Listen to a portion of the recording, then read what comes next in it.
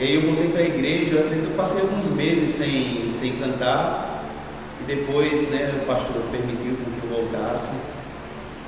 Eu fui bem recebido pela igreja, não teve nada, todo mundo me abraçou, principalmente a igreja lá em Parnamirim, ela é uma igreja de família, né? Formada por família. Então, quando eu não tive nenhuma objeção da igreja com essa volta, né? Todos me receberam com alegria.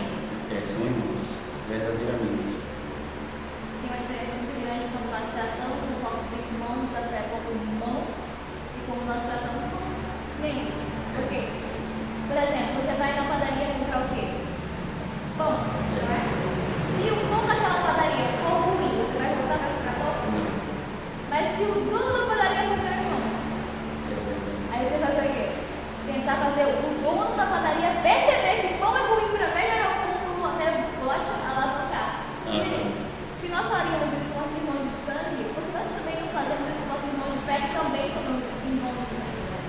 Com certeza. A gente tem que olhar para nossos irmãos, não apenas com essa nomenclatura de dizer, meu irmão, a paz do Senhor, mas nós temos que verdadeiramente abraçar, nós temos que verdadeiramente amar.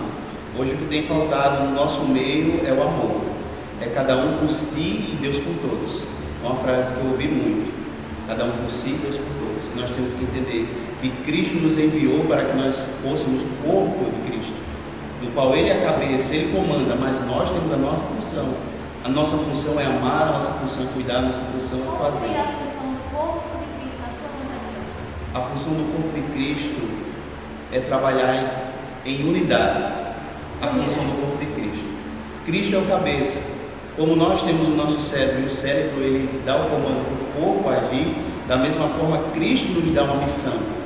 Por isso que hoje nós estamos falando sobre chama missionária, nós temos que entender que todos são missionários.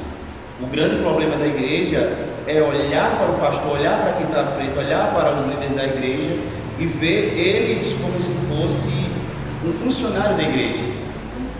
E não ver como sendo um irmão em Cristo Jesus, sabendo que todos precisam da nossa ajuda, inclusive o próprio pastor, que passa por muitas vezes momentos difíceis que nós não compreendemos, porque olhamos para a vida daquele que está à frente, e claro que quem está à frente tem que dar um bom testemunho, tem que ser a chama maior para que o resto venha, né, ser incendiado.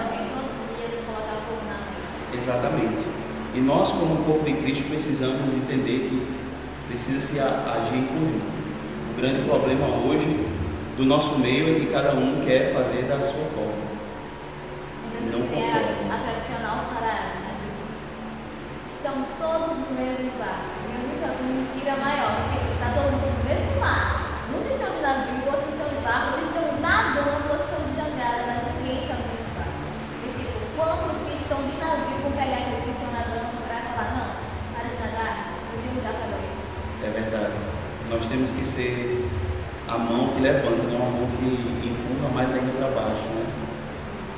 Isso é verdadeiramente ser um missionário. Às vezes as pessoas acham que para ser um missionário é necessário você receber um cargo. E não. Cristo já, quando o Espírito Santo de Deus ele nos alcança, nós então automaticamente nos tornamos missionários. Nós então, naquele momento em que o Espírito Santo habita em nós, nós precisamos entender que Cristo já nos deu uma missão. Eu não sei qual é essa missão. Às vezes tem um pastor que brincou um dia desse, eu achei até engraçado, que ele disse: eu não sei que parte do corpo de Cristo eu sou. Eu não sei se eu sou o joelho, se eu sou o braço, se eu sou a mão, mas eu sei que a minha função eu tenho no corpo de Cristo. E nós temos que entender isso. Cristo nos chamou para, não pelas boas obras, mas para as boas obras. Então você pode que a partir do momento que você aceita Jesus, você já se torna um missionário. Já se torna missionário. Não tem como alguém ter o Espírito Santo e ela dizer: não, eu não tenho utilidade no corpo de Cristo. Não existe alguém no corpo de Cristo inútil. Existem pessoas preguiçosas que não querem fazer a vontade de Deus. Então, em verdade, quando foi que essa chama começou a ver mais forte? Falou, nossa, eu preciso sair para falar de Jesus. Quando essa chama me alcançou, eu passei um tempo fora da igreja presbiteriana e participei de uma igreja pentecostal. Então fui com o tempo de uma igreja pentecostal chamada Igreja Fé em Cristo. E lá naquela igreja, certa vez, os pastores eles estavam passando por uma certa necessidade, a igreja estava em construção e muitas das vezes o pastor tirava do seu sustento para que houvesse a construção da igreja, os trabalhos na igreja. E a gente vendo isso, um pastor muito amigo meu, o pastor Fábio, ele lançou a ideia de a gente sair por cidades, né, com o propósito de pregar a palavra de Deus, arrecadar alimentos e arrecadar recursos para a construção dessa igreja. E então, a partir do momento que ele lançou essa proposta, eu acolhi no meu coração, porque eu não consegui ver alguém da igreja passando uma certa dificuldade, eu vendo que a pessoa estava investindo na obra, fazendo com que a obra crescesse. Naquele momento eu me achei na necessidade de fazer. Eu era uma pessoa muito tímida, né? Não conseguia falar. Hoje eu sou muito falante, mas eu não conseguia falar, não conseguia pregar a palavra de Deus.